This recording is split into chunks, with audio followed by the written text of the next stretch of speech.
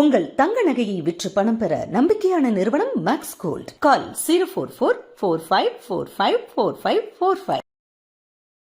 So என்னோட record வந்து இப்போ வரைக்கும் யாருமே பாக்ஸிங்கில் நம்ம ரெக்கார்டு யாரும் ஒடிக்கவே இல்லை. மேரிக்கும் நானும் மேரிக்கமாக ஃபைட் பண்ணும்போது வந்து பார்த்திங்கன்னா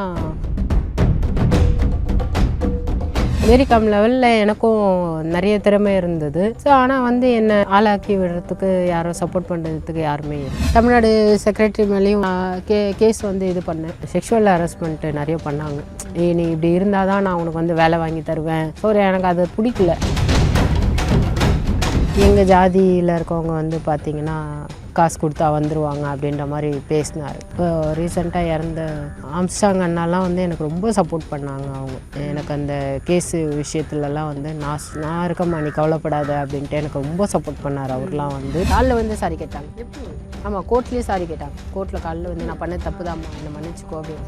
ஏன்னா வந்து அவரை நான் என் தகப்பன் ஸ்தானத்தில் வச்சுட்டு இருந்தேன். கோர்ட்டில் காலில் விழுந்து மன்னிப்பு கேட்டு என்னோட கெரியர் போனாலும் பரவாயில்ல, அடுத்த வர பசங்களோட கெரியர் ஸ்போர்ட்ஸை நம்பி உள்ள வரீங்க, யாருக்குமே இனிமேல் நடக்கக்கூடாது. எல்லா ஃபீல்டுமே இந்த இது இருக்கு மேம். பட் யாரும் வந்து வெளிப்படையாக சொல்லலை. நான் சொன்னதுனால இன்னைக்கு நான் என் வாழ்க்கையே இழந்துட்டு இப்படி உட்காந்துட்டு இருக்கேன். பட் அந்த தமிழ்நாடு செக்ரட்டரி பெயரை சொல்லலாமா? இப்போ இறுதி சுற்றோட ட்ரைலர் பார்த்தேன். மாதவனை வந்து 2 வருஷம் சஸ்பெண்ட், செக்ஷுவல் ஹராஸ்மெண்ட். எனக்கு ஷாக் ஆகிடுச்சு. ஏன் அப்படின்னா இயக்குனர் சுதா கோங்கரா மேம், அதை நான் 100-200 பேர்கிட்ட கதை கேட்டேன், பாக்ஸர்ஸ்கிட்ட. ஸோ அந்த கதைகளோட மொத்தமும் தான் இந்த திரைக்கதை அப்படின்னு சொல்லி அவங்க நிறைய இன்டர்வியூஸில் தொடர்ந்து பதிவு பண்ணிகிட்டே இருக்காங்க. உங்களுடைய கதை தான் இறுதி சுற்றுலையே சொல்லப்பட்டிருக்கா? ஆமாம், நானுமே ஒத்துப்பேன். அதில் இருக்க எல்லாருமே ரியல் பாக்ஸர். எங்கள் பேரை ஏன் நீங்கள் சேர்க்கலை? உங்ககிட்ட இருந்து நாங்கள் பல கோடிலாம் நாங்கள் கேட்கல. சொன்னாங்க நான் உனக்கு வந்து இதில் வந்து ஒரு கதாபாத்திரம் உனக்கு தருவேன் அப்படி இப்படி நிறைய சொன்னாங்க. நீங்கள் அதெல்லாம் எதுவுமே எனக்கு தரவும் வேணாம், எதுவும் பண்ணவும் வேணாம். ஏன் இது உண்மை சம்பவம்னு போட்டிங்க? அங்கே இருந்த கோச் வந்து அவர் மலையாளி. ஆக்சுவலி வந்து ஒரு லேடி 3 ஜென்ஸ் உட்காந்துருந்தாங்க. அப்போ அவங்க கேட்டது என்னன்னா, நாங்கள் எப்போல்லாம் கூப்பிடுவோமோ அப்போல்லாம் இருக்கணும், 3 மாதம் அக்ரிமெண்ட் அப்படின்னு ஓப்பனாகவே சொன்னாங்க. நீ இப்போ ஓகே சொல்லிட்டேன்னா நாங்கள் வந்து சைன் பண்ணிடுறோம் உன்னோட அப்பாயின்மெண்ட் லெட்டரில். சுதா மேம் போய் மீட் பண்ணும்போது அதை வந்து அவங்க ஒத்துக்கல. அது உண்மை கதை, என் கதைன்றதை நான் சாவுற வரைக்கும் நான் போராடுவேன். நான் இல்லை அப்படின்லாம் நான் விட்டு போக மாட்டேன். நிறைய விட்டுட்டேன். இது என் வாழ்க்கை, அதெல்லாம் நான் விட்டு தர மாட்டேன். சத்தியமாக நான் விட்டு தர மாட்டேன். இறுதி சுற்று எல்லாரும் பார்த்துருப்பாங்க. ஸோ அந்த 2 சிஸ்டர் நாங்கள் தான். அது ஏன் தங்கச்சி பாக்ஸிங் அக்காவை பார்த்து வரணும்னு சொல்லும்போது வேண்டான்னு ஏன் சொன்னீங்க? உடச்சிருவாங்க, ரத்தம் வரும். அப்படிதான் உடச்சதே ஃபர்ஸ்ட் தான். எல்லா சீனியர்ஸ்க்குமே வந்து நல்ல ஒரு ஸ்டைலிஷாக போடுவோம் பாக்ஸிங். எல்லாமே இது பார்க்க நல்லாயிருக்கும் பாக்ஸிங். ரொம்ப கஷ்டப்பட்டு வேலை இல்லாத ரொம்ப கொடுமையில் அவங்க அழுவாங்க. ஆனாலும் அந்த அழுகை எங்களால் ஸ்டாப் பண்ண முடியாது. பாக்ஸிங் எவ்வளோ பிடிக்கும்? என் உயிர் சொன்னாங்க. நான் செத்துட்டேன்னா என் பாக்ஸிங், எனக்குள்ளே இருக்க பாக்ஸிங் பவர்னு ஒன்று சொல்லுவாங்க, பணம்னு சொல்லுவாங்க, ஆள்பலன்னு ஒன்று சொல்லுவாங்க. சரி, இந்த 3மே என்கிட்ட ஒன்றுமே கிடையாது. நான் கத்திகிட்டே இருக்கேன், உண்மை ஜெயிக்குமா?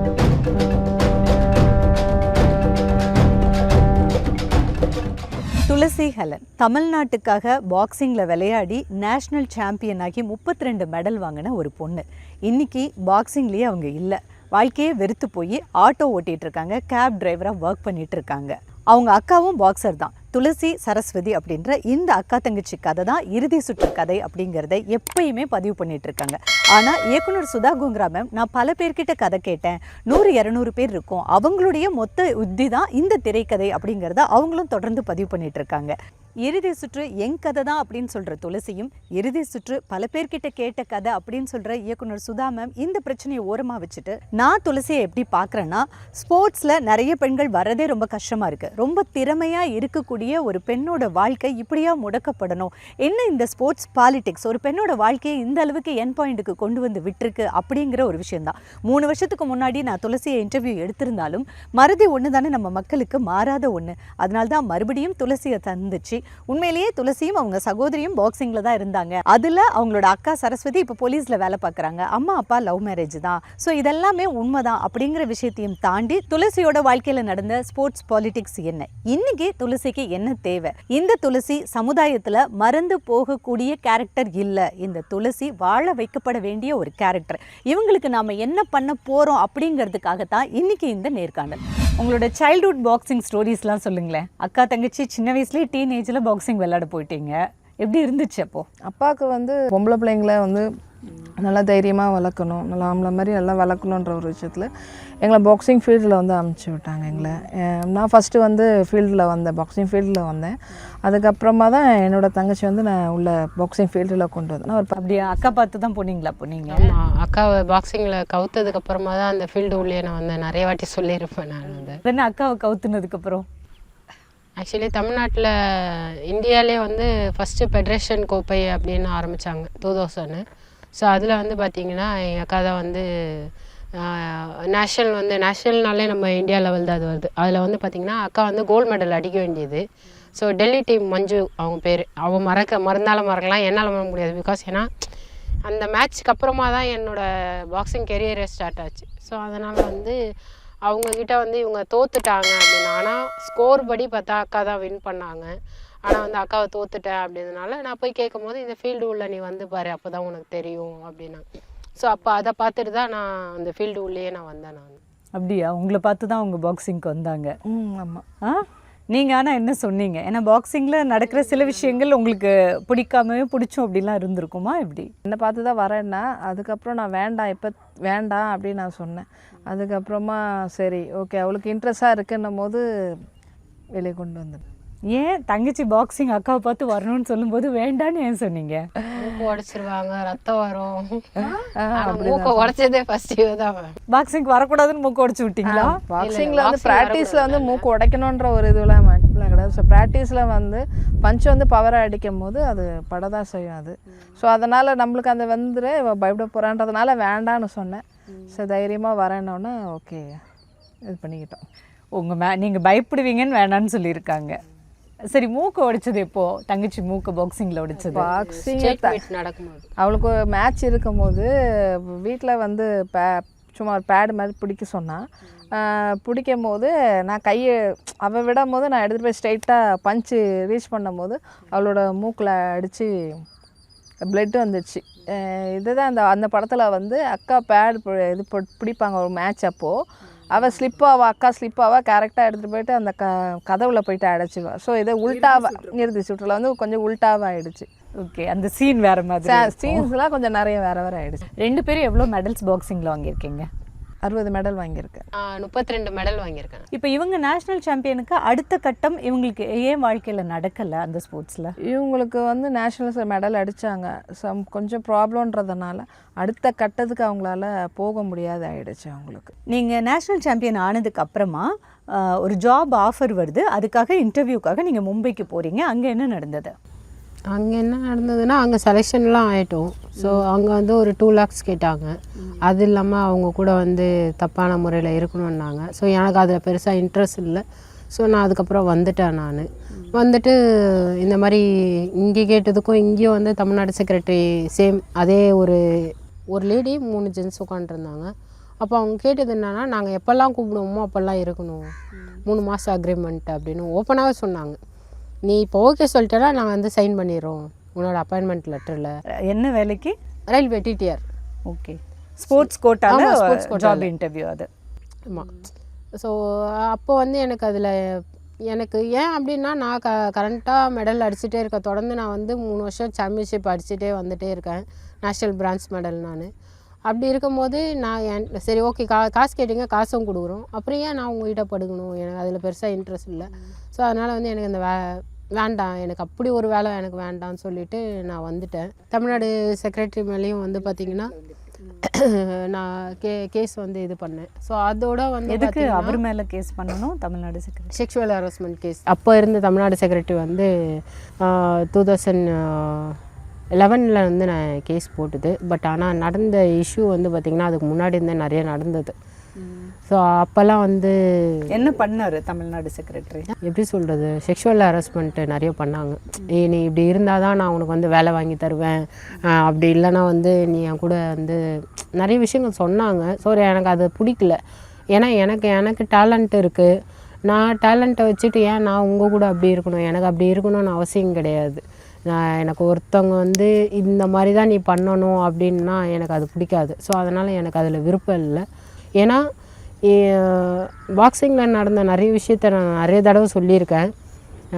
அப்போல்லாம் வந்து இந்த சமூகமும் சரி, இந்த சமுதாயமும் சரி, இந்த ஸ்டேட்டும் சரி, இந்த தமிழ்நாட்டில் இருக்க மக்களுக்கும் சரி, நான் எத்தனை வாட்டி நான் உறக்க சொன்னாலும் வந்து இந்த மக்கள் வந்து நம்ப மாட்டாங்க.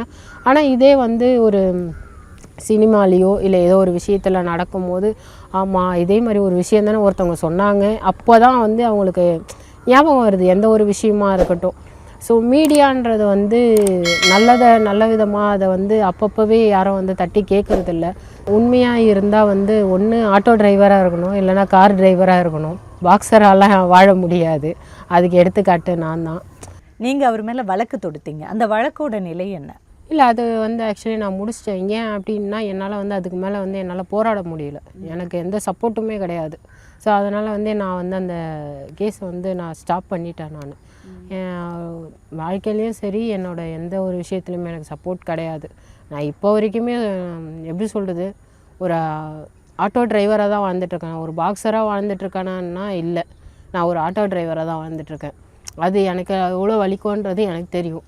எவ்வளோ வருஷம் கேப்பு விட்டாலும் எங்களுக்கு வந்து அந்த பாக்ஸிங் வந்து எனக்கு வந்து ரத்தத்துலேயே ஊறினதுன்னு தான் நான் ஃபீல் பண்ணுவேன். ஸோ என்னால் வந்து அதை விடலாம் முடியாது. சில இடங்கள்ல என்ன ஆகும்னா, அதிகாரத்தில் இருக்கிறவங்க நீ அட்ஜஸ்ட் பண்ணாதான் இதை பண்ண முடியும் அப்படின்னு சொல்லும்போது, ஒன்று அவங்கள எதிர்த்து கேட்டுட்டு அதுலேருந்து வெளியில் வருது, இல்லை அவங்கள எதிர்த்து கம்ப்ளைண்ட் பண்ணுறது. கம்ப்ளைண்ட் வரைக்கும் நிறைய பேர் போக மாட்டாங்க. பண்ண முடியாது அப்படிங்கிற எதிர்ப்பை வலுவாக காட்டாமல் அமைதியாகவே அதை கடந்து சமாளிக்கிறது. ஸோ நீங்கள் இதில் எதை சூஸ் பண்ணுறீங்க? இல்லை, நான் எதிர்த்தேன். நான் நடந்து முடிஞ்சு போச்சு அது. பட் இருந்தாலும் வந்து தப்பு தானே, யார் பண்ணாலுமே. அதுக்கு எதுவும் ப்ரூஃப் எதுவும் வச்சுருந்தீங்களா நீங்கள் அவர் தப்பாக பேசின விஷயத்துக்கு? எல்லாம் இருந்தது மேம். ஆனால் வந்து இப்போ எதுவுமே இல்லை. ஏன்னா வந்து அப்போ வச்சுருந்தேன் இருந்தது, எல்லாமே இருந்தது. வாட்ஸ்அப்பா என்ன ப்ரூஃப்? வாட்ஸ்அப்பில் போலீஸ் கம்ப்ளைண்ட் கொடுத்தோடனே வந்து அந்த கால் ரெக்கார்டு எல்லாமே எடுத்தாங்க. டோட்டலாக எல்லாமே எடுத்தாங்க. கால் ரெக்கார்ட்னா நேரங்கிட்ட நேரத்தில் ஃபோன் பண்ணி தான் அவர் என்னை கூப்பிட்டாரு ஸ்டேடியத்துக்கு. ஸோ அந்த இது எல்லாமே எடுத்துட்டாங்க. ஏன்னா கம்ப்ளைண்ட் நேரு ஸ்டேடியம்க்கு கூப்பிட்டாரு. ஆமாம், நேரு ஸ்டேடியம் தான் கூப்பிட்டது. இந்த டைமுக்கு வா அப்படின்னு என்னை கூப்பிட்டது, அது எல்லாமே வந்து அவங்க ஃபோன் பண்ணாங்க அப்படின்னு சொல்லிட்டு கம்ப்ளைண்ட் கொடுத்தேன். அப்போ எல்லாமே எடுத்தாச்சு, எல்லாமே இருந்தது. எஃப்ஐஆர் போட்டாங்களா அவங்க? ஆமாம், எஃப்ஐஆர் போட்டாங்க. பட் ஆனால் இப்போ டோட்டலாக அது ஒன்றுமே இல்லாமல் மாதிரி ஆக்கிட்டாங்க. அப்போ வந்து ரொம்ப பரபரப்பாக சென்னையில் வந்து என்னை திட்டாத ஆளும் கிடையாது. ஆமாம், வேறு லெவல்லலாம் திட்டிருக்காங்க என்னை. நீ வந்து யோகியமா, அதாவது எந்த ஒரு விஷயமும் எல்லாரும் கமெண்ட் பண்ணுறது, நிறைய கமெண்ட் தானே பண்ணுவாங்க. அதிகாரத்தில் இருந்த ஒரு நபர் உங்களை தவறாக கூப்பிட்டுருக்காரு, நீங்கள் போலீஸில் போய் கம்ப்ளைண்ட் கொடுக்குறீங்க. இதில் உங்களை தப்பாக பேசுகிறதுக்கு என்ன இருக்குது? அவங்க சைடில் இருக்கவங்க கண்டிப்பாக தப்பாக தானே மேம் பேசுவாங்க. அவங்க சைடில் இருக்கவங்க வந்து பேசாமல் இருக்க மாட்டாங்க. ஆக்சுவலி வந்து எனக்கு வந்து வாதாடினதே வந்து பார்த்திங்கன்னா, இப்போ ரீசெண்டாக இறந்த ஆம்ஸ்டாங் அண்ணாலாம் வந்து எனக்கு ரொம்ப சப்போர்ட் பண்ணாங்க. அவங்க எனக்கு அந்த கேஸு விஷயத்துலலாம் வந்து நான் இருக்கம்மா, நீ கவலைப்படாத அப்படின்ட்டு எனக்கு ரொம்ப சப்போர்ட் பண்ணார் அவர்லாம் வந்து. ஏன்னா இவர் எனக்கு ஜாதி வச்சு பேசினதுனால வந்து அவங்க ரொம்ப சப்போர்ட் பண்ணாங்க. ஜாதி வச்சு யார் பேசி? ஆமாம், இந்த மாதிரி எங்கள் ஜாதியில் இருக்கவங்க வந்து பார்த்திங்கன்னா காசு கொடுத்தா வந்துடுவாங்க அப்படின்ற மாதிரி பேசினார். எனக்கு வந்து அவர் என்னை கூப்பிட்டதை விட எங்கள் ஜாதியை பற்றி பேசினதுனால எனக்கு கோவம் ரொம்ப அதிகமாக இருந்துச்சு. சரி, அதனால் வந்து நான் கம்ப்ளைண்ட் ரைஸ் பண்ணி அது ஒரு 3 வருஷம் போச்சு. குற்றம் நிரூபிக்கவும் படலை, குற்ற விசாரணையும் நடக்கலை, வழக்காகவும் அது மாறல. விசாரணைக்கெல்லாம் 3 வருஷமாக நடந்துட்டு தான் இருந்தது. 3 வருஷமாக என்னோடய சைட்லேருந்து, என்னோடய மெடிக்கல் செக்கப்லேருந்து, என்னோடய மெடிக்கல் புக்கிலேருந்து, என்னோடய பாக்ஸிங் மெடிக்கல் புக்குன்னு ஒன்று இருக்குது. அவங்க வந்து என் சைட்லேருந்து நிறைய குறைகள் சொன்னாங்க.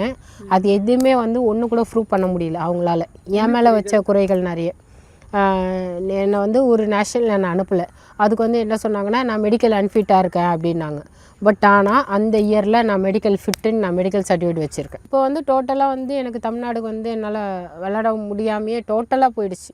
வலி இருக்குது மேம், கண்டிப்பாக வலி இல்லாமலாம் இல்லை. அது ரொம்ப வலி. அது எப்படி சொல்கிறது, கண் இல்லாதவனுக்கு கண்ணை கொடுத்துட்டு கண்ணை பிடுங்கினா எப்படி இருக்குமோ அந்த சேம் அந்த சிச்சுவேஷனில் தான் நான் இருக்கேன். பட் ஆனால் உண்மையை வந்து இப்போது உறக்க பேசக்கூடாதோ அப்படின்ற ஒரு பயத்துலேயும் நிறைய விஷயத்தில் நான் தயங்கி எந்த ஒரு விஷயமும் நான் இன்வால்வ் ஆகிறதில்ல. உண்மையை பேசுனா இப்படி தான் ஒதுங்கி ஒரு ஓரமாக உட்கார வைக்கிறதுக்கான சமுதாயம் உருவாயிடுச்சுன்னு கூட சொல்லலாம். ஆக்சுவலாக அந்த டைம் அவருக்கு எதிராக நீங்கள் வழக்கு தொடுக்கணுங்கும்போது வேண்டான்னு சொன்னவங்க நிறைய பேர் இருப்பாங்கல்ல அவங்க கூட? இன்க்ளூடிங் எங்கள் அக்காவுமே சொன்னோம், வேண்டாம் நம்மளுக்கு இதெல்லாம் தேவையில்லாத ஒரு விஷயம் அப்படின்னு எங்கள் அக்காவே சொன்னாங்க. எங்கள் அக்கா சொன்னாங்க, ஃபேமிலியில் எல்லாருமே சொன்னாங்க. பட் எனக்கு என்ன அப்படின்னா, என்ன மாதிரி மற்ற பொண்ணுங்களுக்கு நடக்கூடாதுன்ற ஒரு இது மட்டும்தான் எனக்கு இருந்ததே தவிர்த்து, இவங்க சொல்கிறாங்க அவங்க சொல்கிறாங்க அப்படின்ட்டு இது வந்து அப்போது யார் தான் இந்த தப்பை தட்டி கேட்பாங்க, இந்த உண்மையை யார் தான் வெளியில் கொண்டு வருவாங்க? ஏன்னா இதுக்கப்புறமா நம்ம கெரியர் வந்து 0 ஆக்கிடுவானுங்க. எனக்கு நல்லா தெரியாமலாம் நான் வந்து கேஸ் கொடுக்கல. அவ்வளோ வந்து ஒரு இதுவெல்லாம் கிடையாது நம்ம. ஏன்னா ஒரு விஷயம் செய்கிறோன்னா கண்டிப்பாக நம்மளுக்கு அந்த அதோட ஆழம் எவ்வளோன்னு நம்மளுக்கு தெரியும். ஸோ என்னோடய கெரியர் போனாலும் பரவாயில்ல, அடுத்த வர பசங்களோட கெரியர், ஏன்னா பொம்பளை பசங்க வருதுங்க, ஒரு ஸ்போர்ட்ஸை நம்பி உள்ளே வரீங்க, இந்த மாதிரி வந்து யாருக்குமே இனிமேல் நடக்கக்கூடாது. ஒரு கோச்சாக இருக்கட்டும், இல்லை எந்த ஒரு அவங்க லெவலில் செக்ரட்டரியாக இருக்கட்டும், வாட் எவர் எதுனா இருக்கட்டும், உங்களை நம்பி தான் நாங்கள் உள்ளே வரோம். நீங்களே இந்த மாதிரி ஒரு தப்பாக எங்களை கூப்பிட்டிங்கன்னா அப்போ எங்களுக்கு எப்படி மெடல் அடிக்க ஆசை வரும்? எந்த ஒரு பொண்ணாக இருந்தாலுமே வந்து இந்த மாதிரி ஒரு விஷயம் பண்ணோன்னா அதுக்கு நிறைய இருக்குது. நாங்கள் ஸ்போர்ட்ஸில் வந்து தான் பண்ணணும்னு எல்லா ஃபீல்ட்லேயுமே இந்த இது இருக்குது மேம். பட் யாரும் வந்து வெளிப்படையாக சொல்லலை. நான் சொன்னதுனால இன்றைக்கி நான் என் வாழ்க்கையே இழந்துட்டு இப்படி உட்காந்துட்ருக்கேன். நான் 0 கொஞ்சம் நம்பிக்கை இருந்திருக்கும்ல, நம்ம நேர்மையாக ஒரு கம்ப்ளைண்ட் கொடுக்குறோம், நேர்மையாக ஒரு பிரச்சனைக்கு குரல் கொடுக்குறோம், தப்பை தட்டி கேட்குறோம், ஆனால் நம்ம ஸ்போர்ட்ஸ் வாழ்க்கையை அந்தளவு அழிக்க முடியாதுன்னு கொஞ்சம் நம்பிக்கை இருந்திருக்கும். நம்பிக்கை இருந்தது மேம். பட் அதையும் அழிச்சிட்டாங்க எல்லாம் டோட்டலாக. அதுதான் சொல்கிறேன் மேம், சப்போர்ட் இல்லை. நீங்கள் என்ன தான் வந்து கத்தி உண்மையை நீங்கள் சொன்னாலும் நிறைய விஷயங்கள் இருக்குது. பவர்னு ஒன்று சொல்லுவாங்க, பணம்னு சொல்லுவாங்க, ஆள்பலன்னு ஒன்று சொல்லுவாங்க. ஸோ இந்த 3மே என்கிட்ட ஒன்றுமே கிடையாது. நான் கத்திகிட்டே இருக்கேன், உண்மை ஜெயிக்குமா அப்படின்னு கேட்டால் அந்த நம்பிக்கை மட்டும் இருந்துகிட்டே இருந்தது. இப்போ வரைக்கும் இருக்குது, இல்லைன்னுலாம் நான் சொல்ல மாட்டேன். ஆனால் இப்போ வரைக்குமே வந்து உங்களை மாதிரி ஆட்கள் அண்ட் சில பேர் எனக்கு வந்து துளசின்னு பாக்ஸர் இருந்தாங்க அப்படின்னு என்னை வெளியில் காமிச்சிட்டே இருக்காங்க. ஸோ அப்போ அதில் எனக்கு ஒரு சந்தோஷம். நம்ம அந்த தமிழ்நாடு செக்ரட்டரி பெயரை சொல்லலாமா, அவர் யார் அப்படின்னு? இல்லை, அது எதுக்கு வேண்டாம், அவர் வாழட்டுமே. ஏன்னா வந்து தப்பு பண்ணவங்க தப்பு பண்ணிட்டாங்க, அவங்க வந்து என்கிட்ட சாரியும் கேட்டாங்க, ஓப்பனாக சாரி கேட்டாங்க, என் காலில் வந்து சாரி கேட்டாங்க. எப்போ? ஆமாம், கோர்ட்லேயே சாரி கேட்டாங்க. கோர்ட்டில் காலில் வந்து நான் பண்ணது தப்பு தான்மா, என்னை மன்னிச்சிக்கோ அப்படி. ஏன்னா வந்து அவரை நான் என் தகப்பன் ஸ்தானத்தில் வச்சுட்டு இருந்தேன். அது செஞ்ச உடனே தான் எனக்கு இல்லை சார் நான் கேஸை வாபஸ் வாங்கிக்கிறேன்னு நான் சொன்னது ஓப்பனாகவே. எல்லாருமே சொல்கிறாங்க நான் லட்சக்கணக்கில் அவர்கிட்ட வந்து காசு வாங்கிட்டேன். காசுலாம் நான் வாங்கலை. காசு வாங்கியிருந்தால் நான் இப்படி ஆட்டோ ஓட்டணும், வாடகை ஆட்டோ ஓட்டணும். உண்மையை சொன்னால் எனக்கு சொந்த ஆட்டோ கூட கிடையாது. நிறைய கஷ்டப்பட்டுருக்கேன். இது சும்மாலாம் கிடையாது. வந்து ஒருத்தங்க மேலே தப்பாக வந்து போர்ட்ரே பண்ணும் அப்படின்னா நிறைய பண்ணக்கூடாது. கோர்ட்டில் காலில் விழுந்து மன்னிப்பு கேட்டாங்க. அதை கேட்ட அடுத்த செகண்ட் தான் நான் வாபஸ் வாங்கிடுறேன். வழக்கு நடந்துட்டு இருக்கும்போதே அப்படி பண்ணாங்க. வந்து நான் பண்ணது தப்பு தாம்மா, நீ அதுக்கப்புறம் அப்பா ஸ்தானத்தில் உங்களை வச்சுட்டு இருந்தேன். அந்த சொன்ன அந்த வார்த்தைக்கு அப்புறமா தான் அவர் வந்து என் காலிலே விழுந்தார். ஸோ போதும்னு நான் விட்டுட்டேன். ஏன்னா வந்து தப்பு பண்ணுறவங்கள நம்ம என்றைக்கு மன்னிக்கிறோமோ உண்மை அதுதான் மேம். அன்றைக்கி நானுமே ரிலீஃப் ஆகிட்டேன், அவருமே. மனசு தான் சார் கடவுள் அப்படின்னு சொல்லுவாங்க. ஸோ துளசியோட மனசு வந்து சொன்னாங்க, நீ அவ்வளோ வாங்கிட்டேன் இவ்வளோ வாங்கிட்டேன். சத்தியமாக நான் எதுவும் வாங்கலை. நான் வாங்கியிருந்தாலும் நல்லா இருந்திருப்பேன். வாபஸ் வாங்கினதும் லட்சக்கணக்கில் பணம் வாங்கிட்டு வாபஸ் வாங்கிட்டாங்க. ஆக்சுவலி லட்சக்கணக்கில் தான் சொன்னாங்க. வந்து கிட்டத்தட்ட ஒரு 20 லட்சமோ 30 லட்சம் வாங்கிட்டேன் அப்படின்ட்டு. மேபி நான் ஒரு வேளை 20 லட்சம் 30 லட்சம்லாம் வாங்கிட்டு இருந்தேன்னா நான் உண்மையாகவே நான் நல்லா இருந்திருப்பேன். இன்றைக்கும் நான் கஷ்டப்பட்டுட்டு தான் இருக்கேன். ஒரு பொண்ணு நேஷ்னல் சாம்பியன் ஆகி வேர்ல்டு சாம்பியனுக்குள்ளே போகணும்னு முயற்சி பண்ணிகிட்டு இருக்கக்கூடிய சூழலில் ஒரு அதிகாரத்தில் இருக்கக்கூடிய கோச்சாகவும் இருந்த ஒரு நபர் தன்கிட்ட தப்பான முறையில் தன்னை கூப்பிட்டதுக்காக அதை எதிர்த்து தட்டி கேட்டு தன் விளையாட்டு கனவே சிதைஞ்சாலும் கூட அவர் என்னை மன்னிச்சிரு அப்படின்னு சொல்லி அவரை தப்பை வந்து அவரை ஃபீல் பண்ண வச்சாங்க. ஏன்னா தனக்கு பின்னாடி வர்ற மற்ற பெண்களுக்கு இது நடக்கக்கூடாது அப்படின்னு ஒரு பெரிய விஷயத்த பண்ணிட்டு தன்னோட கனவை தொலைச்சிட்டு இருக்கிற துளசி வாழ்க்கையில் எல்லாம் முடிஞ்சிட்டு அப்படின்னு நினைக்கல. திருப்பியும் வாழ்க்கையில் ஓடிக்கிட்டே தான் இருக்காங்க. இன்னும் எவ்வளோ நாள் ஓடுவேன்னு தெரில. அது மட்டும் தான் வலிக்குது. ஏன்னா நிறைய பேர் சொல்லுவாங்க, நீ நிறைய டேலண்ட் இருக்கு உனக்குள்ள, நீ ஏன் இப்படி இருக்க அப்படின்ட்டு. பாக்ஸிங் எவ்வளோ பிடிக்கும்? என் உயிர் சொல்லாங்க, அவ்வளோதான். இந்த இஷ்யூ நடந்ததுனால ஸோ டோட்டலாக வந்து தமிழ்நாட்டில் என்னால் பாக்ஸிங் போட முடியல. ஸோ ஸ்டாப் ஆச்சு. அதுக்கப்புறமா லாஸ்ட்டாக வந்து நான் பெங்களூருக்கு விளையாடினேன். ஸோ பெங்களூர் விளையாடும் தான் 9 செகண்டில் நான் நேஷ்னல் வந்து நாக் அவுட் பண்ணி இது பண்ணது. ஸோ என்னோடய ரெக்கார்டு வந்து இப்போ வரைக்கும் யாருமே பாக்ஸிங்கில் நம்ம ரெக்கார்டை யாரும் ஒடிக்கவே இல்லை. அப்படியா? ஆமாம், நான் நேஷ்னல் ரெக்கார்ட் பண்ணியிருக்கேன். ஓகே, பாக்ஸிங்கில் உங்களோட பெரிய அச்சீவ்மெண்ட்னா என்ன சொல்லுவீங்க? ஃபஸ்ட்டு வந்து மேரிகாம் கூட நான் ஃபைட் பண்ணது. செகண்ட் வந்து பார்த்திங்கன்னா கர்நாடகாவில் வந்து நேஷ்னல் ரெக்கார்ட் பண்ணது 9 செகண்டு. மேரிகாமோட ஃபைட் பண்ணும்போது வந்து பார்த்திங்கன்னா நான் அவங்கள நாக் அவுட் பண்ணியிருக்கேன் நான். ஆமாம், நானும் மேரிகாமோ ஃபைட் பண்ணும்போது வந்து பார்த்திங்கன்னா கவுண்டிங் கொடுத்துருக்கேன். நான் அவங்களுக்கு 2 வாட்டி கவுண்டிங் கொடுத்துருக்கேன். ஸோ அந்த நேரத்தில் வந்து அவங்க வந்து நான் அவங்ககிட்ட பண்ணும்போது அவங்க 4 வாட்டி வந்து வேர்ல்டு சாம்பியன் அவங்க மேரிகாம். ஸோ அதனால் வந்து அப்பயும் அவங்ககிட்ட நம்மலாம் வந்து எப்படி சொல்கிறது, என்ன தான் நம்ம உருண்டு பரண்டு அவங்கள அடித்தாலும் வந்து நம்ம வின் பண்ணிட்டோம் அப்படின்லாம் சொல்ல மாட்டாங்க, லூஸ் பண்ணிட்டோம் தான் சொல்லுவாங்க. எப்படி ரூல்ஸ் தானே, யார் ஜெயிச்சா? அப்படிலாம் கிடையாது மேம். அவங்க வந்து வேர்ல்டு சாம்பியன் ஆல்ரெடி வாங்கியிருக்காங்க. ஆமாம், அவங்க 4 வாட்டி வந்து வேர்ல்டு சாம்பியன் அடிச்சிருக்காங்க. ஒரு வேர்ல்டு சாம்பியனை எப்படி நீ அடிச்சிட்டேன்னு சொல்லிட்டு அந்த இதுலேயே வந்து பார்த்திங்கன்னா என்னை மெடிக்கல் செக்கப்லாம் கூப்பிட்டு போனாங்க. ஸோ அந்த ஸ்பாட்லேயே வந்து வாங்க உங்கள் கையில் எதனா இருக்கான்னு பார்க்கணும், இல்லை நீங்கள் ஏதாச்சும் மெடிக்கல் இது யூஸ் பண்ணியிருக்கீங்களா செக் பண்ணணும் அப்படின்ட்டு. ஸோ அதெல்லாம் என்னை கூப்பிட்டு போய் செக் பண்ணாங்க, ஒன்றுமே இல்லை, அவங்களே இதுவாகிட்டாங்க. ஸோ எனக்கு வந்து என்ன அப்படின்னா, என்னை பொறுத்த வரைக்கும் அவங்களும் ஒரு பாக்ஸர், நானும் ஒரு பாக்ஸரு. ஸோ அப்படி இருக்கும்போது அந்த டைமில் வந்து பார்த்திங்கன்னா வெயிட் கேட்டகரி, நாங்கள் 2 பேருமே ஒரே வெயிட் கேட்டகரி தான். ஸோ அப்போ நாங்கள் இது பண்ணியிருக்கோம், ஃபைட் பண்ணியிருக்கோம் நாங்கள். எங்களுக்கு அப்புறமா தான் அவங்களாம் வந்து அந்த பாக்ஸிங் ஃபீல்டுக்குள்ளேயே வந்தாங்க அவங்க. பட் அவங்க ஸ்டேட்டில் அவங்கள பயங்கரமாக என்கரேஜ் பண்ணி வேர்ல்டு சாம்பியன் லெவலில் அவங்கள அமிச்சாங்க. நம்ம ஸ்டேட்டில் வந்து நம்மளுக்கு அந்த அளவுக்கு சப்போர்ட் கிடையாது. அதுதான் ஒரு பெரிய விஷயமே. டவுனாக இருந்த ஒரு இது வந்து எனக்கு ஒரு அச்சீவ்மெண்ட்டுன்னு எடுத்தால் அவங்க கூட நான் ஃபைட் பண்ணியிருக்கேன், அது ஒரு அச்சீவ்மெண்ட்டாக நான் எடுத்துக்கலாம்.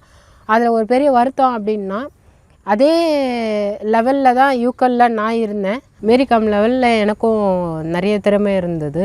ஸோ ஆனால் வந்து என்னை ஆளாக்கி விடுறதுக்கு யாரும் சப்போர்ட் பண்ணுறதுக்கு யாருமே இல்லை. மேரிகாமோட ஸ்டேட்டில் அவங்களுக்கு சப்போர்ட் இருந்தது, அதனால் அவங்க வேர்ல்டு சாம்பியன்ஷிப் போனாங்க. எனக்கு அது கிடைக்கல அப்படின்னு ஏன் சொல்கிறீங்க? இங்கே என்ன நடந்தது உங்களுக்கு? இல்லை, இது வந்து இது நம்ம யாரை குறிப்பிட்டு எனக்கு சொல்லணும்னு தெரில மேம். ஆனால் வந்து ஏன் என்னை அனுப்பலன்னு எனக்கு தெரியல. பட் அவங்களோட லெவலில் தான் யூக்கலில் தான் நான் இருந்தேன். ஏன்னா எப்போவுமே வந்து நான் நேஷ்னல் போனேன் அப்படின்னா நான் சாம்பியன்ஷிப்போடு தான் வருவேன். ஏன்னா ஃபஸ்ட்டு வந்து மேரிகாம் இருப்பாங்க, செகண்ட் வந்து பார்த்திங்கன்னா பிங்க்குன்னு ஒருத்தவங்க இருப்பாங்க, தேர்ட் நான். நாங்கள் 3 பேர் தான் லைனாக மெடலே வாங்குவோம். இந்த பாக்ஸிங்கில் உங்களுக்கு என்ன கிடைச்சா நல்லா இருக்கும்னு தோணுது? எனக்கு பாக்ஸிங் கோச்சாக ஆகணும். ஏன்னா என்னால் வந்து ஒரு 2 பசங்க ஒரு இந்தியா லெவலில் மெடல் அடிச்சிட்டாங்க அப்படின்னா, உண்மையாக சொல்கிறேன், எனக்கு அதை விட ஒரு பெரிய விஷயம் வேறு எதுவுமே கிடையாது. இப்போ நீங்கள் தனியாக ஒரு பாக்ஸிங் சென்டர் ஆரம்பிக்கணும் அப்படின்னா அதுக்கு உங்களுக்கு அந்த ஃபினான்ஷியலாக தேவைன்றதுனால தான் ஆரம்பிக்காமல் இருக்கீங்களா, இல்லை எப்படி? இல்லை மேம், அது வந்து எப்படின்னா வந்து அகாடமி மாதிரி ஆரம்பிக்கணும். நம்ம அகாடமி ஆரம்பிக்கிற அளவுக்கு என்கிட்ட வந்து ஃபினான்ஷியல் கிடையாது, அதுக்கான சப்போர்ட்டும் சொல்கிறேனே. இப்போதைக்கு வந்து பார்த்திங்கன்னா சாப்பிட்றதுக்கும் என்னோடய வீட்டு வாடகைக்கு மட்டும்தான் கொடுக்குற அளவுக்கு என்னோடய வாழ்க்கை தரம் இப்போ ஓடிட்டுருக்கு. காரும் வந்து ஐடியில் தான் ஓட்டிகிட்ருக்கேன் நான். இப்போ அதுவும் இல்லை, நான் ஆட்டோ மட்டும் தான், எப்போவுமே எனக்கு வந்து ஆட்டோ தான். ஸோ அந்த ஆட்டோ மட்டும் தான் ஓடிட்டுருக்கேன் நான். இதுதான் அந்த அளவுக்கு எனக்கு கிளாஸ் வைக்கிற அளவுக்கு என்கிட்ட வந்து காசு இல்லை. இப்போ இறுதி சுற்று திரைப்படத்தில் வந்து அது உங்களுடைய கதை அப்படிங்கிறது நீங்கள் எப்பயுமே பதிவு பண்ணிட்டுருக்கீங்க. அதில் இருக்கக்கூடிய விஷயங்கள், இல்லாத விஷயங்கள் உங்கள் வாழ்க்கையோட ஒத்து போனது எதுன்னு நினைக்கிறீங்க? இருக்கிறது அப்படின்னா அக்காவும் நானும். ஏன்னா அக்கா போலீஸ், இந்த ஃபீல்ட்லேருந்து தான் அக்கா போலீஸ் ஆனாங்க, போலீஸாக இருக்காங்க. இப்போ வந்து இல்லாதது அப்படின்னா நான் வேர்ல்டு சாம்பியன்ஷிப்லாம் நான் போகல நான். அதுக்கப்புறம் வந்து பார்த்திங்கன்னா கோச்சை வந்து லவ் பண்ணி கல்யாணம்லாம் நாங்கள் பண்ணிக்க மாட்டோம். ஸோ இதெல்லாம் ஒரு எக்ஸ்ட்ரா ஃபிட்டிங்கு. நான் அப்போ இருந்து இப்போ வரைக்கும் கேட்குற ஒரு விஷயம் என்ன அப்படின்னா, எங்கள் பேரை ஏன் நீங்கள் சேர்க்கலை? உங்கள்கிட்டேருந்து நாங்கள் பல கோடிலாம் நாங்கள் கேட்கல. நீங்கள் வந்து சொல்கிறீங்க 250 பேர்கிட்ட வந்து நாங்கள் கதை கேட்டேன், அதில் இருக்கவங்கெல்லாம் ரியல் பாக்ஸர். ஆமாம், நானுமே ஒத்துப்பேன், அதில் இருக்க எல்லாருமே real boxer. Sudha gongura ma'am வந்து என்கிட்ட கதை வந்து என்கிட்ட கேட்டாங்க, கேட்கலாம் சொல்ல மாட்டேன், நிறைய இடத்துல கேட்டாங்க. அந்த இடம் வந்து stadium coffee day Vadapalani coffee டேயில். அதுக்கப்புறம் அவங்க வீட்டுக்கு கூப்பிட்டுட்டு போயிருக்காங்க விருகம்பாக்கத்தில். இப்போ வீடு மாறிட்டாங்களான்னு தெரியாது. அதுக்கப்புறமா அவங்களோட ஆஃபீஸ் வந்து பார்த்திங்கன்னா நம்ம போயஸ் கார்டனில் தான் இருக்குது. ஸோ இது நான் நிறைய இடத்துக்கு என்னை கூப்பிட்டு போய் நிறைய அந்த பாம்பேலேருந்து வந்து பார்த்திங்கன்னா ரைட்டர்லாம் வர வச்சு ஸ்டோரிலாம் எழுதுனாங்க. எழுதிட்டு நிறைய எப்படி சொல்கிறது சொன்னாங்க, நான் உனக்கு வந்து இதில் வந்து ஒரு கதாபாத்திரம் உனக்கு தருவேன் அப்படி இப்படி நிறைய சொன்னாங்க. நீங்கள் அதெல்லாம் எதுவுமே எனக்கு தரவும் வேணாம், எதுவும் பண்ணவும் வேணாம். ஏன் இது உண்மை சம்பவம்னு போட்டிங்க? 250 பேரோட உண்மை சம்பவம்னு போட வேண்டியது தானே, உண்மை தழுவிய படம் அப்படின்னு போட்டாங்க. நான் கேட்குறது என்னன்னா மேம், ஏன் ஸ்டோரி அது நான் இல்லைன்னு எப்படி மேம் நான் வந்து அதை சொல்லுவேன்? என்னோடய வாழ்க்கை ஸ்டோரி அது. எங்கள் அம்மாவும் எங்கள் அப்பாவும் வந்து லவ் பண்ணி கல்யாணம் பண்ணதுலேருந்து, என் அக்கா கஷ்டப்பட்டு அந்த போலீஸில் வேலை வாங்கினதுலேருந்து இப்போ வரைக்கும் நான் வந்து என் அம்மாவை நீங்கள் கேட்டிங்கன்னா கூட சொல்லுவாங்க, பிறந்ததுலாம் வந்து நம்ம நொச்சிக்குப்பத்தில் பட்டினம்பாக்கம். ஏன் அது எப்படி கரெக்டாக சரி ஓகே நான் ப்ரூவ் பண்ணுவேன், அது என் வாழ்க்கை கதைன்றதுக்கான ஒரு ப்ரூஃப் என் கையில் இருக்குது, நான் அடித்து சொல்லுவேன் சீரியஸாகவே. லைட் ஃப்ளைன்ட்டு என்னோடய உண்மையான ஸ்டோரி வந்து பார்த்திங்கன்னா நார்வேலேருந்து சூசன் பியாத்தே அப்படின்னு 2 பேர் வந்து என்னோடய உண்மையான ஸ்டோரி. நான் இன்வால்வ் ஆன ஒரு விஷயம் அந்த படத்தில் இருக்குது. சரிங்களா, நான் சொல்கிறது பொய் அப்படின்னா சரி நான் தான் போய் சொல்கிறேன். நீங்கள் எல்லாம் சொல்கிற மாதிரி வெள்ளைக்காரன் போய் சொல்ல மாட்டான்ல, வெள்ளைக்காரனுக்கு தட்டி கேட்டான்னா அவன் எல்லாத்தையும் சொல்லிடுவான்ல. என்னோடது 19 அவார்டு வாங்கியிருக்கு அந்த படம். 1 அவார்டு 2 அவார்டாக இல்லை, 19 அவார்டு வாங்கியிருக்கு வேர்ல்டுலே. இந்த இறுதி சுற்றோட ஆக்சுவலி வந்து நான் படத்துக்கு முன்னாடியே ட்ரைலர் பார்த்தேன் யூடியூப்பில். பார்க்கும்போது வந்து பார்த்திங்கன்னா மாதவனை வந்து 2 வருஷம் சஸ்பெண்ட் செக்ஷுவல் ஹராஸ்மெண்ட்டுன்னு வந்தோன்னும் எனக்கு ஷாக் ஆகிடுச்சு ஆக்சுவலி. ஏன் அப்படின்னா இந்த சம்பவத்தை நம்ம தாண்டா பண்ணிட்டு இப்போ உட்காண்டிருக்கோம், என்னடா இது. ஏன்னா வந்து 2013 அவங்களோட படம் இறுதி சுற்று. 13 என்னோடய கேஸை நான் க்ளோஸ் பண்ணுறேன். ஓகேங்களா, படம் வருது. என்னோட அந்த எங்கள் கோச் மேலே போட்ட ஒரு தமிழ்நாடு செக்ரட்டரி மேலே போட்ட கேஸை வந்து நான் க்ளோஸ் பண்ணுறேன். படம் ரிலீஸ். எனக்கு ஒன்றுமே புரியல, என்னடா இது இப்போ தானே நம்ம முடிச்சுட்டு வந்தேன், திருப்பி முதல்ல இருந்தா இதுன்னு ஏதோ ஒரு சீன். உங்ககிட்ட கதை கேட்டது எல்லாமே 2011-12 தான். அவங்க 2010 கேட்டாங்க என்கிட்ட கதை மேம். 2010 கேட்டாங்க. வந்து அவங்க வந்து சொல்லலாம் 250 பேர்கிட்ட கேட்டேன், இப்போ புதுசாக ஏதோ சொல்கிறாங்க கல்கட்டாவில் சிஸ்டர் இருக்காங்க. இருந்துட்டு போட்டோம் மேம். நான் உண்மையை சொல்லணும் அப்படின்னா என்னால் முடியல, இதுக்கு மேலே உண்மையை என்னால் பேச முடியலன்னு சொல்லலாம். போய் பேச முடியலன்னு சொல்ல முடியல, என்னால் இதுக்கு மேலே உண்மையை பேச முடியல. சுதா மேம் போய் மீட் பண்ணும்போது வந்து பார்த்திங்கன்னா அதை வந்து அவங்க ஒத்துக்கலை. சரி ஓகே நானுமே அதோட விட்டுட்டேன் நான். ஏன்னா அது உண்மை கதை, என் கதைன்றதை நான் சாவுற வரைக்கும் நான் போராடுவேன். நான் இல்லை அப்படின்லாம் நான் விட்டு போக மாட்டேன். நான் நிறைய விட்டுட்டேன். இது என் வாழ்க்கை, அதெல்லாம் நான் விட்டு தர மாட்டேன். சத்தியமாக நான் விட்டு தர மாட்டேன். யார் இல்லைன்னு சொன்னாலும் என்னால் ப்ரூவ் பண்ண முடியும். நான் உங்களுடைய வாழ்க்கையை பார்த்ததுலேயும் இறுதி சுற்று படம் பார்த்ததுலேயும் எனக்கு தெரிஞ்சது என்னென்னா, அக்கா தங்கச்சி கதைகள், அம்மா அப்பா லவ் மேரேஜு, ஸோ நீங்கள் உங்கள் கோச் கிட்ட நீங்கள் கம்ப்ளைண்ட் பண்ணது, ஹராஸ்மெண்ட் கம்ப்ளைண்ட் பண்ணது, இதெல்லாம் அந்த படத்தில் வரதெல்லாம் ஒற்றுமையாக இருக்குது. வராத விஷயங்கள் அப்படின்னாக்கா வேர்ல்டு சாம்பியனுக்கு போகிறாங்க அங்கே ஹீரோயின், பட் அதுக்கப்புறம் அவங்களுக்கு அந்த கோச் மேலே ஒரு காதல் வருது, இதெல்லாம் வந்து வேறு கதைகள் இல்லையா? ஸோ ஒரு பாதிக்கும் மேலே உங்களுடைய கதை இருக்கிறதா நமக்கு பார்க்கும்போது தெரிஞ்சாலும் சில கதைகள் உங்கள் வாழ்க்கையில் நடக்காததும் இருக்குது. ஒருவேளை இயக்குனர் சுதாகுங்கரா அந்த படத்தில் உண்மை கதைன்னு முழுசாக சொல்லப்படாததுனால போடலையோ அப்படிங்கிறது என்னுடைய பார்வையாக இருக்குது. அதையும் தாண்டி உங்களோட வழக்கு கேஸ் நடந்துக்கிட்டு இருக்கும்போது சர்ச்சைக்கு உள்ளாக வேண்டாம் அப்படின்னு அவங்க நினச்சிருக்கலாமோ அப்படின்னு எனக்கு தோணுது. இல்லை, நான் வந்து இப்பயும் சொல்கிறேன் மேம், அவங்க கையிலேருந்து நான் எதுவுமே எதிர்பார்க்கல. நான் இப்போ வரைக்குமே கேட்டது வந்து என்ன அப்படின்னா, ஆமாம் துளசி சரஸ்வதி எனக்கு இந்த 2 பேர் போட்டாங்கனாலே எங்களுக்கு போதும், மற்றபடி அவங்கக்கிட்ட நாங்கள் பெருசாக எதுவுமே நாங்கள் கேட்கல. என் பேரும் அக்கா பேரும், ஆமாம் இது அவங்களையும் தழுவிய ஒரு படம் தான். நீங்கள் எங்களை மட்டும் நீங்கள் டார்கெட்டே வைக்க வேணாம், நீங்கள் சொன்ன மாதிரி தான் இது எங்களோட இதுவு அப்படின்ட்டு. அவங்க எக்ஸ்ட்ரா ஃபிட்டிங் நிறைய போட்டிருக்காங்க மேம். அதில் நான் மீன் பாடி வண்டி ஓட்டினது உண்மை, அது என்னால் ப்ரூவ் பண்ண முடியும். அம்மா நொச்சிக்குப்பத்தில் தான் பிறந்தாங்க பட்டினம்பாக்கத்தில், அதையும் அங்கேயே எடுத்தாங்க. நான் மீன் விற்றுது, கறிக்கடை வச்சுது, இதெல்லாமே நிறைய விஷயங்கள் இருக்குது. அதில் நிறைய ஆட் பண்ணியிருக்காங்க, இல்லைன்னுலாம் நம்ம சொல்ல முடியாது. இவங்க பாக்ஸிங்கில் எவ்வளோ துருதுருன்னு இருப்பாங்க துளசி? நல்லா பயங்கர ஆக்டிவ். என்ன சொல்கிறது, எல்லா சீனியர்ஸ்க்குமே வந்து பேடிங் பிடிக்கிறது எல்லாமே இது பண்ணுவாள். என்ன சொல்கிறது, நம்ம ஒரு ஜூனியர் மாதிரி எல்லாம் இது பண்ண மாட்டாள். சீனியர்ஸ்க்கு எல்லாம் பேட் பிடிக்கணும், யாரும் அந்த அளவுக்கு வந்து பேடிங் வந்து இதெல்லாம் பண்ண மாட்டாங்க. அந்த இதுலலாம் நல்லா பண்ணோம். மேட்ச்சில் நல்ல ஒரு ஸ்டைலிஷாக போடுவோம் பாக்ஸிங் எல்லாமே. பார்க்க நல்லாயிருக்கும் பாக்ஸிங். உங்களுடைய கதை தான் இறுதிச் சுற்றுல சொல்லப்பட்டிருக்கா இல்லை வேறையா? இந்த இறுதிச் சுற்று எல்லோரும் பார்த்துருப்பாங்க. ஸோ அந்த 2 சிஸ்டர் நாங்கள் தான். அது அவங்க நிறைய பேர்கிட்ட கேட்டேன்னு சொன்னாங்க. எல்லாருடைய கதையை தான் இதில் மென்ஷன் பண்ணியிருக்கேன்னு சொன்னாங்க. அதில் வந்து சில விஷயம் வந்து மாறுபட்டான விஷயம் இருக்குது. எல்லாருக்கிட்டே கதை கேட்டேன்னும் போது லாஸ்ட்டாக அவங்க படம் முடியும் போது அவங்களோட எல்லாருடைய பேரை வந்து அதை மென்ஷன் பண்ணியிருக்கலாம். ஸோ அவங்களுக்கு அப்போது எல்லாருக்கும் தெரிஞ்சிருக்கும், இப்போ நார்த் மெட்ராஸ்லேயே இவ்வளோ பாக்ஸஸ் இருக்காங்க, பெண்கள் எல்லாம் இருக்காங்க.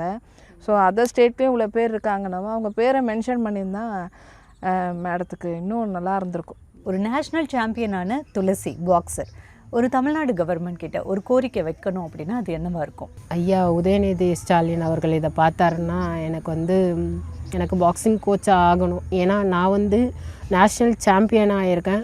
அதுக்கான சர்டிஃபிகேட்டுகள்லாம் நான் நிறைய வச்சுருக்கேன். எனக்கு ஒரு பாக்ஸிங் கோச்சாக ஆகணும். இதை நீங்கள் ஐயா நிறைவேற்றிங்கன்னா நான் ரொம்ப சந்தோஷப்படுவேன். ரொம்ப நன்றி சார். அக்கா தங்கச்சி 2 பேருமே பாக்ஸிங்காக இருக்கிறதுனால எங்கள் பெருமை தான். அவளுக்கு ஒரு வேலை வாய்ப்பு கிடைச்சிட்டா, ஸ்டாலின் மூலிமா ஒரு வேலை வாய்ப்பு கிடைச்சிட்டா எங்களுக்கு ரொம்ப. அரசாங்கம் தயவு கொடுத்து அவளுக்கு ஒரு நல்ல ஒரு உதவி செய்ய முடியாது கேட்டுக்கொள்கிறேன். ஒரு திறமை முழுக்க நிரம்பின துளசி ஹெலன் த நேஷ்னல் சாம்பியன். இவங்களுடைய திறமை அப்படியே முடிஞ்சு போகாமல் அடுத்து வர தலைமுறையில் குழந்தைங்களுக்கு பாக்ஸிங்கில் பயிற்சி கொடுக்கறதுக்கு ஒரு வாய்ப்பு உருவாக்கப்படுமா அப்படின்றத காலம்தான் பதில் சொல்லணும். பார்க்கலாம். உங்கள் தங்க நகையை விற்று பணம் பெற நம்பிக்கையான நிறுவனம் மேக்ஸ் கோல்ட். கால் 04445454545.